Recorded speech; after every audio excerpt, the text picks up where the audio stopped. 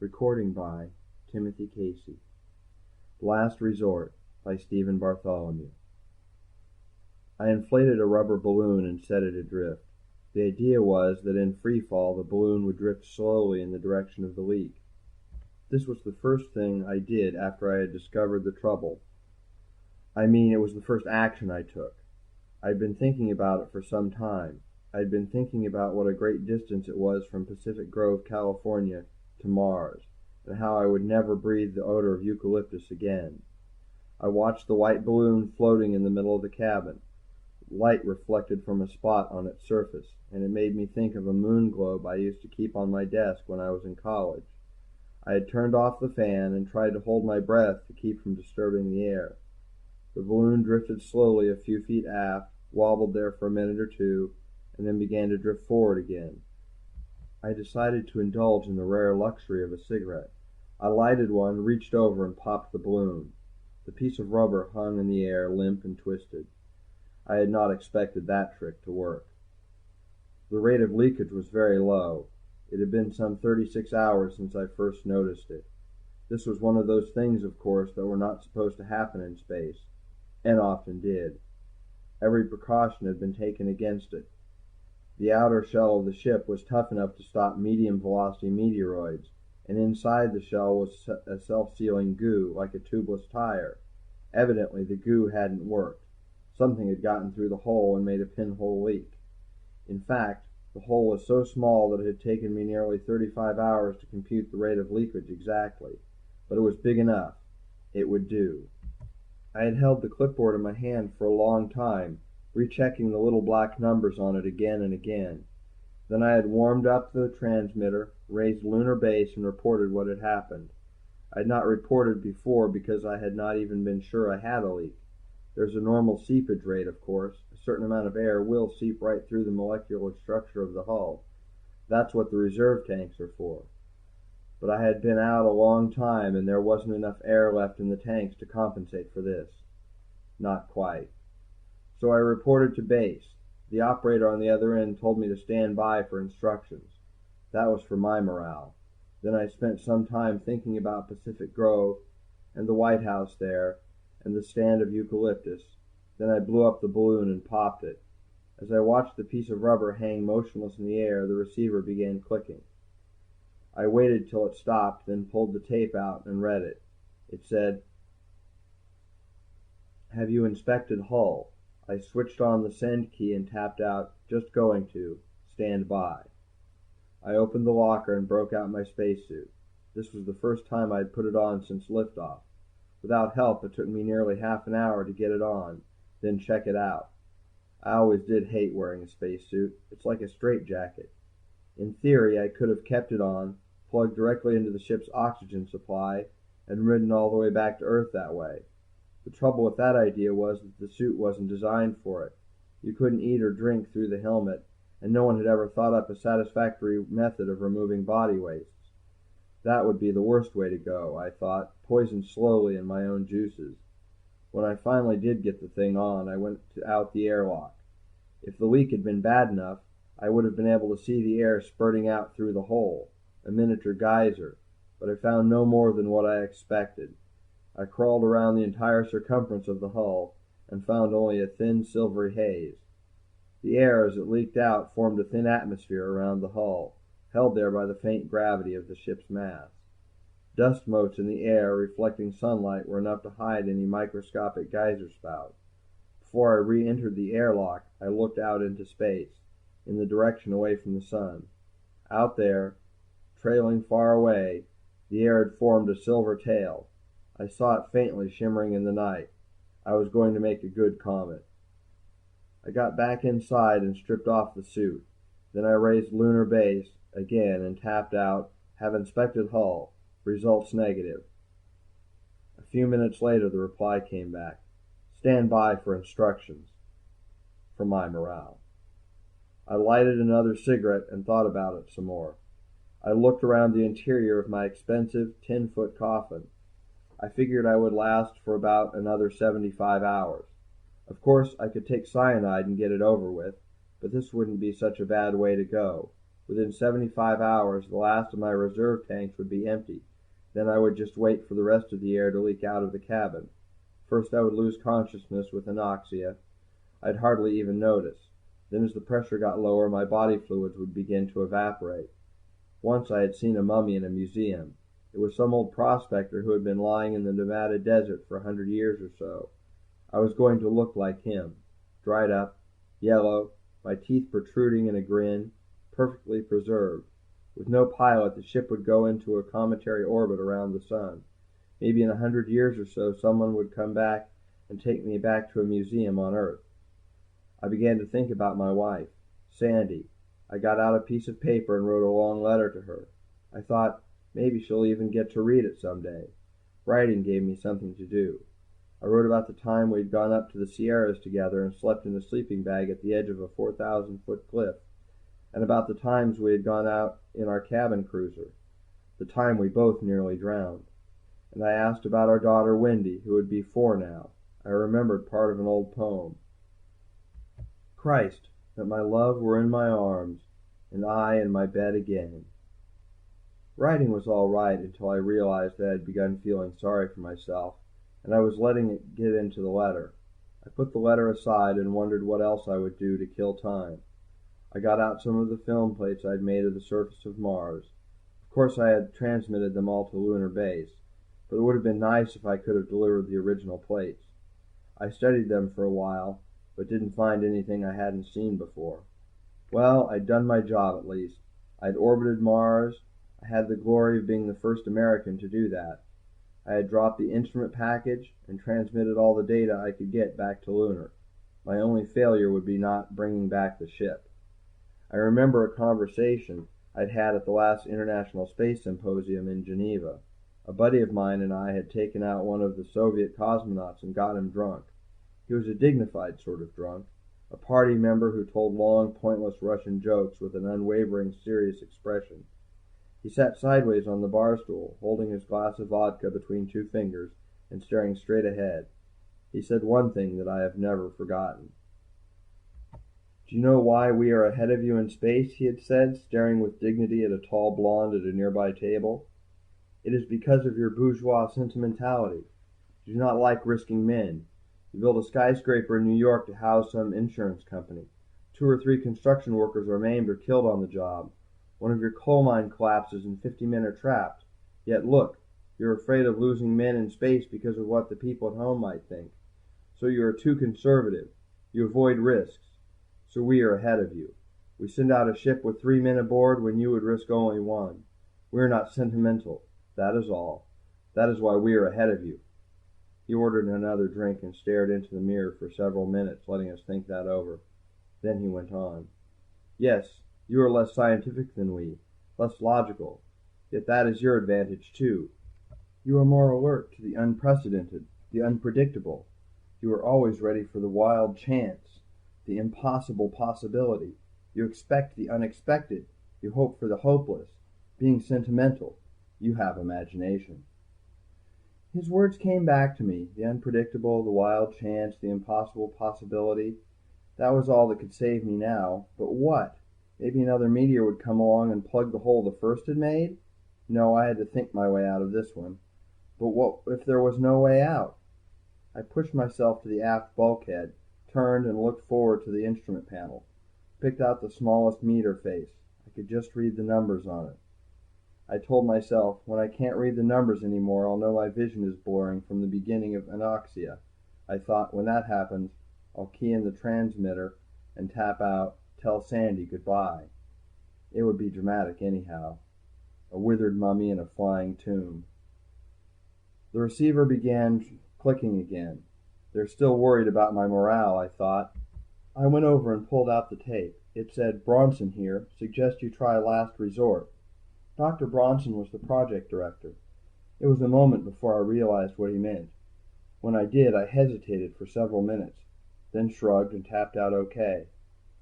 I knew what had been happening down there. They had fed all the data I could give them through a computer, and the computer had said no dice. There was no solution to the problem, at least none that a computer could think of with the data available. There was still the last resort.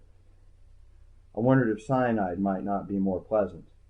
Well, the execs would have scientific interest anyway. The last resort was still top secret and highly experimental.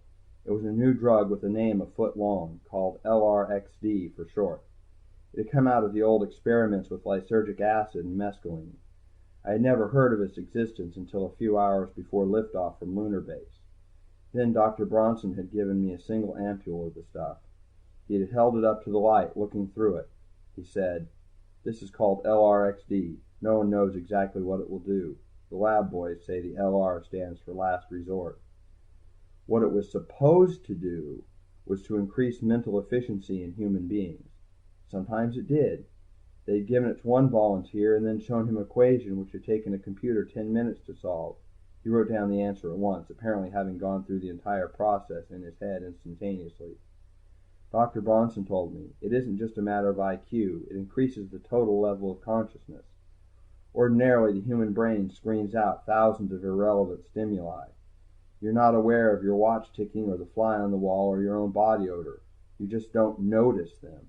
But under LRXD, the brain becomes aware of everything simultaneously. Nothing is screened out. Furthermore, the subject is capable of correlating everything. The human brain becomes as efficient as a Mark 60 computer, with the advantage of imagination and intuition. We don't know how it works yet or exactly what it does. I hate to say this, but there's even some evidence that the drug increases telepathic ability. But then again, 3 of the volunteers had gone insane after taking the drug. 2 had died. On some of the others, there was no apparent effect at all. We don't even know whether the effects are permanent or temporary, Bronson added. So now I was supposed to take this last resort and then try to think of a way out of my predicament, with my IQ boosted up to 1,000 or so. It made me think of my college days when I stayed up all night on Benzedrine writing term papers. I remembered Bronson's description of one of the volunteers who had gone insane and shuddered. Well, I had nothing to lose. It is what the name implies, Bronson had said, to be used only in extreme emergency, only when you have nothing to lose. I had put the ampule away in the medicine locker and deliberately forgotten about it. Now I had got it out again and held it up to the light as Bronson had done. Milky white. I strapped myself to the acceleration couch, filled a syringe, and swabbed my arm. I looked at the letter I had started and probably would never finish. I rammed the needle in. The hallucinations began within 5 minutes. This was normal, Bronson had said. I waited, gripping the armrest of the couch, hoping I would not begin believing in what I saw. First, there was the meter face directly in front of me. It was blue-green. I had never really seen before what color it was. It was like a round, bright flame. I stared at it, becoming hypnotized. Finally, I couldn't stand it anymore. I reached over and switched off the panel lights. Then the meter face became the blackest darkness I had ever seen. It was no longer a flat disc, but the entrance to a long, black tunnel, endless and narrow. I wanted to enter the tunnel, and I quickly shifted my gaze. A gas tube rectifier caught my attention. This was like the meter face, only worse. A cloud of intense blue, flickering, shimmering. As I stared at it, the cloud seemed to be expanding, growing, forever flickering and shimmering until it became vast. It filled the universe, pulsating with energy. It was a kind of blue I had never seen before. I had never seen the color before. There was a red plastic safety guard over one of the toggle switches. Suddenly it seemed alive. Rather, the red was alive. The color was no longer part of the object. It was an entity in itself, blazing like flame, liberated from matter. It was a living drop of blood, a fire. I closed my eyes, trying to escape from color. But that was much worse. The colors inside my head blazed out even brighter, more savage. I turned my head, trying to find something in the cabin to look at that was not bright blue or green or red. With horror, I focused on the spacesuit locker. I'd left the locker open, the suit hanging on its wire stretcher. I saw immediately that the spacesuit was alive. It stood there, motionless, returning my stare. I could not look away from it. I could not move with fear. Slowly, very slowly, the spacesuit raised an arm and pointed at me.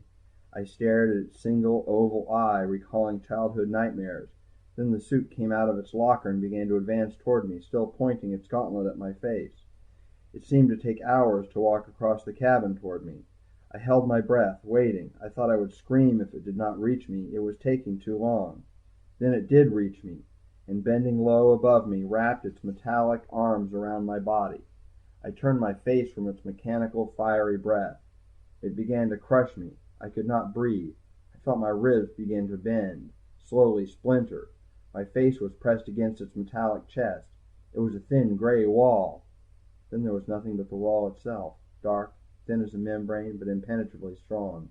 I was pressing toward it, forcing my way, flattening against it, being crushed slowly between its thin gray membrane and the tremendous weight of darkness at my back. I knew that if the membrane did not give, I would break through at last. I would suffocate and die. In fact, I was already dead. The idea came to me with a weight of horror. I twisted, lashing out in total panic. Then the thin gray wall split and gave way, and I was free.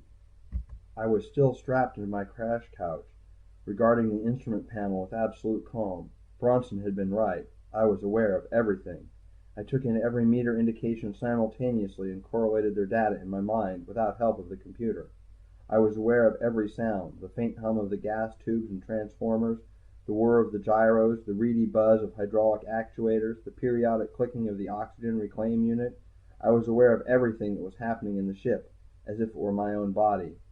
My body! I knew that I would have to explore my new self before investigating the ship. With an effort of will, I will shut off my new sense impressions, and looked inside.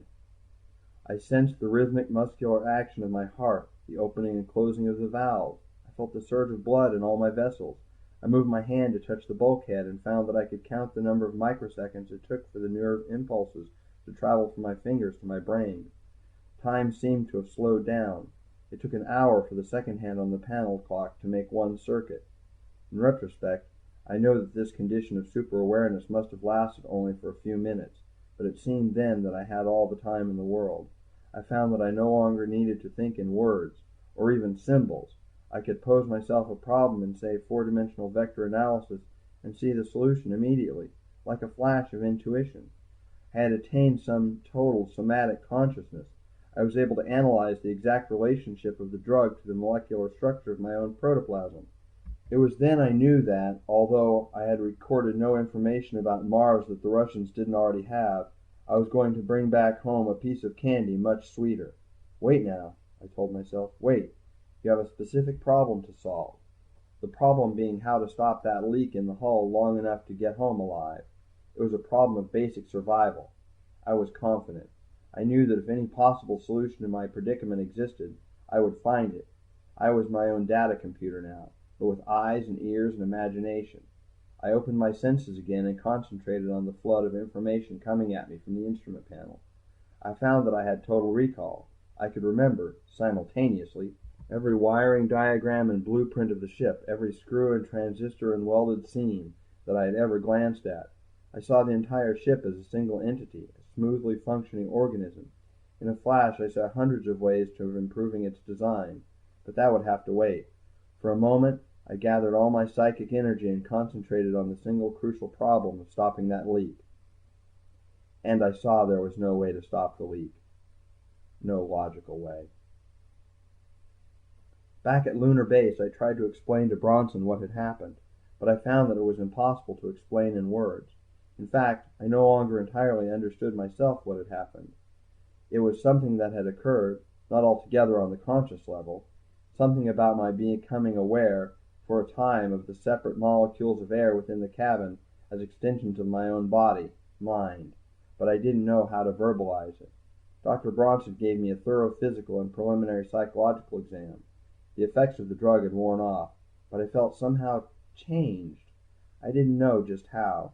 In fact, I wouldn't know until one day 2 years later when I dropped a vial of nitroglycerin and it miraculously did not go off. Still, Bronson pronounced me ready and fit for a long vacation, and in a few days I was headed back toward Pacific Grove. The vacation lasted for a week. Then it was a Sunday evening, and I was sitting at the front porch of the White House nursing a highball while my wife was upstairs telling Wendy a bedtime story about a princess who kissed a toad, and it turned into a handsome prince. I was sitting there in the evening light, inhaling the scent of eucalyptus, and thinking for the 1000th time about how much better this was than bottled oxygen. Then a rented car pulled into the driveway, and General Bergen got out, wearing civilian clothes. He came up to the porch and sat down next to me. He did not pause for any pleasantry. "Where's your wife?" he said. "Upstairs." "Anyone else in the house?"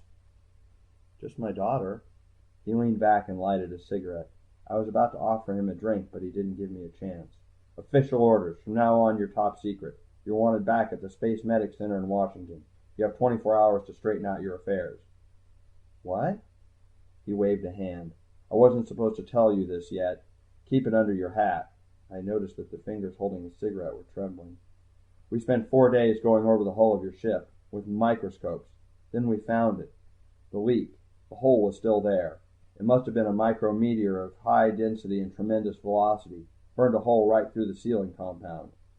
Once again I tried to organize words to explain what I had not been able to explain before. "But the ship's air did stop leaking. I could never have made it back." "But the hole was still there." Then his voice faltered. "Don't you see? My God, what have we yet to learn about psi forces, psychokinesis? There was nothing to prevent all the air in your ship from leaking out through that pinhole. Nothing except you." The General leaned forward, his elbows on his knees, looking out into the gathering darkness. "We've got to find out what this drug does," he said. "The space program," I began. "Space program?" He pulled on his cigarette. "Hell, what are rockets compared to this?" End of Last Resort by Stephen Bartholomew. Recording by Timothy Casey.